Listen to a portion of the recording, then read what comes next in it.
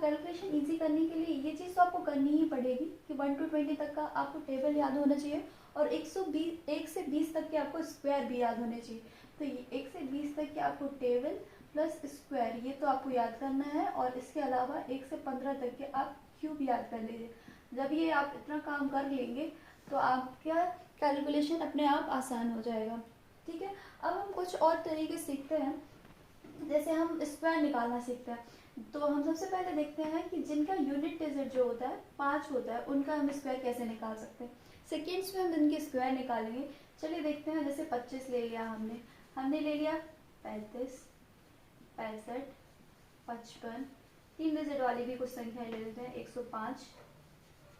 ठीक है, अब हम देखते हैं इनका स्क्वायर हम कैसे निकाल सकते हैं। तो सबसे पहले 5 का स्क्वायर क्या होता है, तो हमने लिख दिया 25। ठीक है, सभी में 25 लिख देते हैं। ओके, अब हमने देखा ये 2 है, इसकी अगली संख्या क्या होती है, 3 होती है। मैंने +1 करके देखना है तो 2 होती है 6 लिख देंगे हम। यहाँ पर 3 है, इसका अगला संख्या क्या होता है, 4 होता है। तो 3 को मल्टीप्लाई किया 4 से तो क्या आ जाएगा 12, 25। फिर जैसे यहाँ पे 6 है, अगली संख्या क्या होती है 7, तो 6 को 7 से मल्टीप्लाई किया तो 6 7 है 42। फिर यहाँ 5 है, 5 को 6 से मल्टीप्लाई करेंगे तो क्या आ जाएगा 30, 25।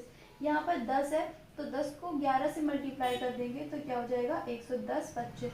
तो इस प्रकार से हम जिन भी संख्याओं का लास्ट में यदि 5 है, यानी इनका इकाई का अंक 5 है, तो उसका स्क्वायर निकाल सकते हैं। लास्ट में हमने 25 लिखना है, और जो दहाई का अंक है या इस तरफ जितने भी अंक है बाएं तरफ, उनमें एक बढ़ाकर मल्टीप्लाई करके उसको यहाँ पर लिख लेना है। तो ये तो अगर हमने 5 यूनिट डिजिट वाले स्क्वायर निकाल लिए। अब हम दूसरे स्क्वायर, हर संख्या का स्क्वायर कैसे निकाल सकते हैं तो वो देख लेते हैं। दूसरा जो है हमारा तरीका है कि आपको पता है a प्लस बी का होल स्क्वायर क्या होता है, a square plus 2ab plus B square होता है।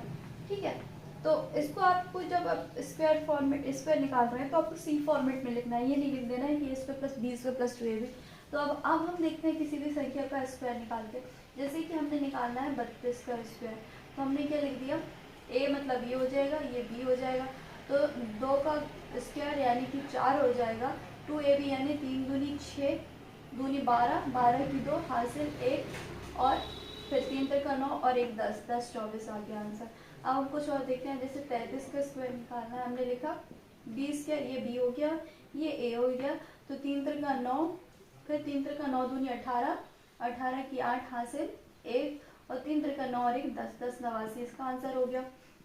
फिर जैसे हमें निकालना है 57 का स्क्वायर, तो 57 का स्क्वायर निकाल लेते हैं। ये हमारा b हो गया, ये हमारा a हो गया।